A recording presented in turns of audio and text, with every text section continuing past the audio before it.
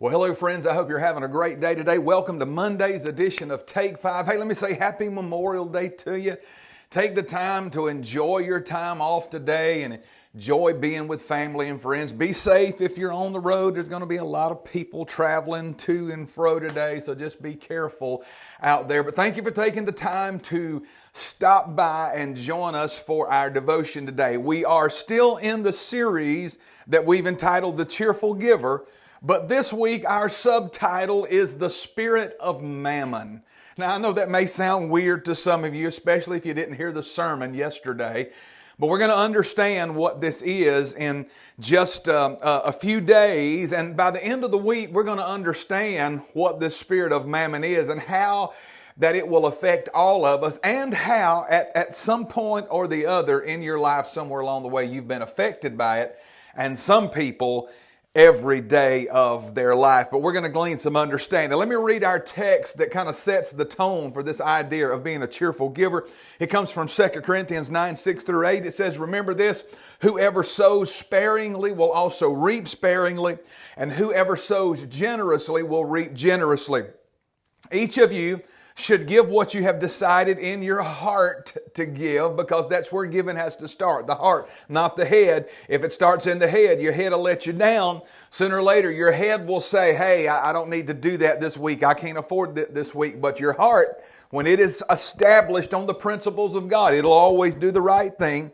Give according to your heart, not reluctantly or under compulsion, for God loves a cheerful giver."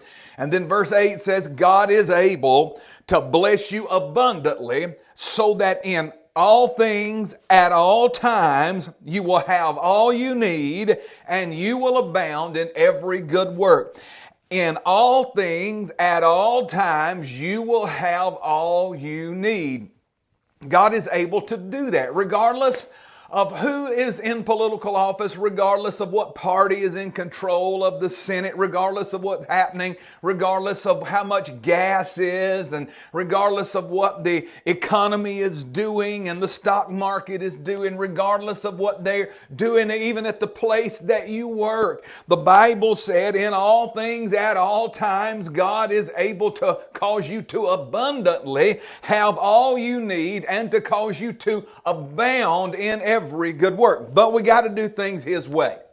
That's the catch behind all of this. You've got to do things His way. And when we do that, He will take care of us. So I told you the subtitle for this week is The Spirit of Mammon. And I know you're probably wondering, Russ, what in the world is that? Well, when I was in high school, and now this is not just about a story about high school, but this kind of leads to where we're going.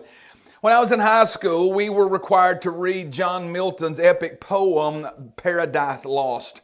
And in that, Milton showed how Satan was a fallen commander-in-chief, and he was surrounded by all of these demon generals that were around him. Among those were Moloch and Dagon and Osiris and Belial.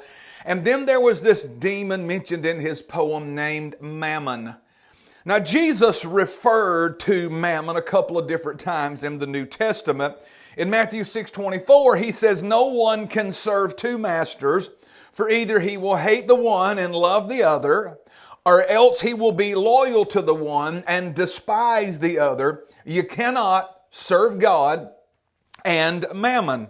Now, the word mammon is an Aramaic word that essentially means riches. But we need to go ahead and set this tone. There's essentially not anything wrong with riches and wealth, okay? So we'll make sure we understand that, and we will before this week's over. But I think today it would be good to set the record straight. There's really not anything wrong with riches and wealth. It's the attitude, it's the heart, it's the desires, it's the spirit that's behind riches and wealth sometimes. You know, there can be a lot of anger and, a lot of pride and ego and arrogance, and then frustration and fear. There can be all kind of things behind that. And so that's what mammon is. And it's noticeably clear as to why John Milton named this mammon, this god, like he is some idol god, because Jesus referred to him as that. In a sense, He said you have to either serve God or serve mammon. One or the other. He said you can't serve both. It's one or the other. So think about this. Jesus is saying, if you hold to one and love it, then you will hate and despise the other. There is no in between with God. And there's nothing, old people used to talk about straddle the fence. You can't do that. That's the most uncomfortable place in the world, is to do that. You've either got to hold to one and love it, and if you do that, you're going to hate and despise the other. There is no in between. The Assyrians got the concept of mammon, as they referred to him as the god of wealth. They got that concept from their neighbors, the Babylonians. Babylon was a city that was founded on pride and arrogance and wealth. Remember the Tower of Babel, when they built that tower. They were going to build it up into heaven and make themselves like God. And at the heart of the mindset, and it's still the same still to this day, it's simply this behind that mindset of mammon. It's man doesn't need God. We are self-sufficient and trust in wealth, not in God. And you'll find that everywhere. Now, in America, we print on our money. In God we trust. And that's supposed to be a reminder to make sure that we trust God instead of money. We use money to transact business, but at the end of the day, we trust in God. But that's just not true with so many people. When you look around, and I'm talking about good people. I'm not talking about evil people. I'm talking about good people.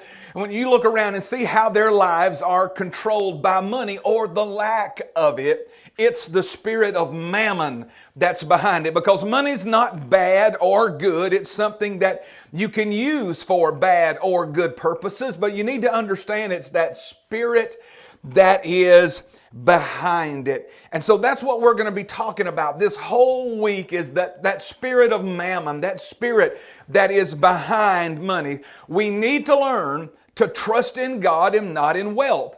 You'll find out as we go through this week that God is not concerned about you, whether you're rich or you're poor. It doesn't matter to God. If you're the wealthiest man alive, as long as you're obedient to Him and give as He tells you to give and have the generous heart that He intends for you to have, and as long as you're not arrogant, and as long as you recognize that at the end of the day, it is God that has provided everything for you, God doesn't care how much money you have, as long as you own the money and the money doesn't own you.